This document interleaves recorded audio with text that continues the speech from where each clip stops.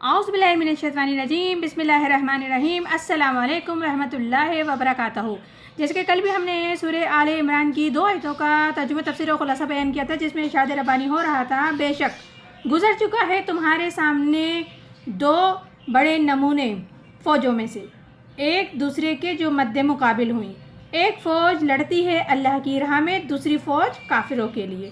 دیکھتے ہیں یہ اپنے کو مسلمان سے 2 چند سری آنکھوں سے، اور اللہ قوت دیتا ہے اپنی مدد سے جسے چاہتا ہے، اسی میں عبرت ہے دیکھنے والوں کے لیے۔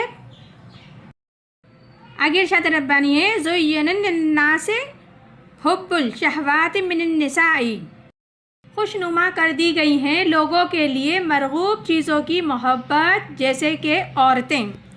اس آیت میں بتایا جا رہا ہے کہ یہ آیت ویسے بھی انسانی فطرت کے اعتبار سے ہے، خاص طور پر جن لوگوں میں دنیا کی محبت شدید ہوتی ہے، تو اس کی حقیقت بتا رہے ہیں اس آیت میں کہ اللہ تعالیٰ نے واقعتاً انسان کی فطرت میں زیادہ رکھی ہے یہ چیز، کیونکہ اللہ یہ دنیا چلانا چاہتا ہے، اس کی رونقیں یوں ہی برقرار رکھنی ہے جب تک کہ اللہ تعالیٰ کی مرضی ہے، حکم ہے، قیامت تک اسے قائم رکھنا ہے۔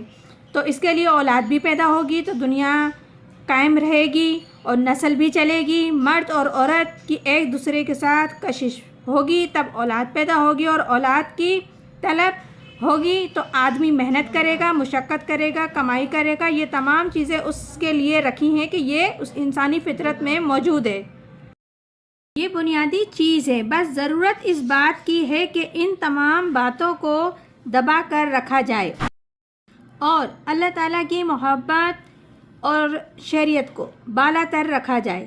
ہرگز اللہ تعالیٰ نے یہ نہیں کہا کہ ان کو ختم کر دیا جائے، بس خیال رکھا جائے کہ اللہ کی محبت اور شریعت افضل اور اول ہو، کیونکہ اسلام نے یہ بھی نہیں کہا ہے کہ آپ اپنی نفس کو کچل کر ختم کر دیں، بس کنٹرول کرنا ہے ہمیں کہ کہیں ہم شریعت کو پیچھے چھوڑ کر خدا سے آگے نہ نکل جائیں۔ اور مزین کر دی ہے اللہ تعالیٰ نے تو عورتوں کی محبت۔ دیکھیں، ایک طرف قرآن کریم تائید کر رہا ہے، اس کے نزدیک سب سے امپورٹنٹ فیکٹ سیکس کا ہے، اور یہاں بھی اللہ تعالیٰ نے سب سے پہلے اسی کا ذکر کیا ہے۔ حضور اکرم صلی اللہ علیہ وآلہ وسلم نے ارشاد فرمایا ہے حدیث مبارک ہے کہ میری امت میں میرے بعد مردوں کے لیے عورتوں سے بڑا فتنہ اور کوئی نہیں، کیونکہ ان عورتوں کی محبت مردوں کو کہیں سے کہیں لے جاتی ہے۔ والبانین والقانتیر المقنطرات من الذهب والفضة والخیل والمسومات والانعام الحرث، اور بیٹے اور خزانے جمع کیے ہوئے سونے اور چاندی کے، اور گھوڑے نشان لگے ہوئے، اور مواشی اور کھیتی۔ یہاں پروردگار عالم ارشاد فرما رہے ہیں کہ ایک اولاد میں بیٹے کی محبت کو بھی انسان کی فطرت میں ضرور ڈالا ہے، کیونکہ انسان سوچتا ہے اگر میرے بیٹے ہوں گے تو وہ میرے بڑھاپے کا سہارا بنیں گے، اور اس قسم کی سوچ لے کر فتنہ پیدا ہوتا ہے۔ اور یہ کہ خزانے ہوں گے بے شمار جمع کیے ہوئے، خزانے جو چن چن کے انسان جمع کرتا ہے، سونے اور چاندی کیا شوقین ہوتا ہے، سونا بھی جمع کرتا ہے، چاندی بھی جمع کرتا ہے، اور گھوڑوں کی اچھی سی اعلیٰ سے اعلیٰ نسلیں وہ بھی رکھنے کا شوقین ہوتا ہے، جن گھوڑوں پر نشان لگے ہوئے ہوتے ہیں، اور بے شمار مویشی کے جانور جمع کروں اپنے پاس، مویشی کا کام کروں اور بہت سارے جانور رکھوں، اور کھیت کھلیان باغ باغیچے یہ سب ہوں میرے، تو یہ سب بھی انسان کی فطرت میں ہے کہ یہ سب بھی میرے پاس ہونا چاہیے۔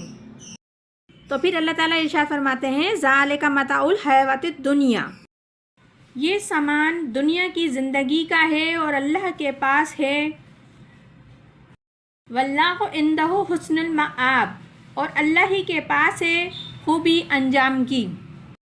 لیکن آپ اس حقیقت کو جان لو کہ یہ تمام چیزیں اس دنیا ہی کا ساز و سامان ہیں، زندگی کے لیے ایک حد تک فائدہ اٹھانے کے لیے ہیں، اور انسان اگر حاصل کرتا ہے تو کوئی بری بات نہیں، لیکن اللہ کے پاس اچھا لوٹنا ہے، مطلب وہ جو اللہ کے پاس ہے اس کے مقابلے میں یہ کچھ بھی نہیں۔ اگر آپ کے پاس ایمان بالآخرہ ہے تو انسان ان تمام معاملات کو ایک حد کے اندر رکھے گا اور ان کو اس سے آگے نہیں آنے دے گا۔ لیکن اگر ان میں سے کوئی بھی شے اتنی زورآور ہو گئی کہ آپ کے دل پر اس کا قبضہ ہو گیا تو بس آپ گئے کام سے، بس وہ آپ کا معبود بن کر رہ جائے گا۔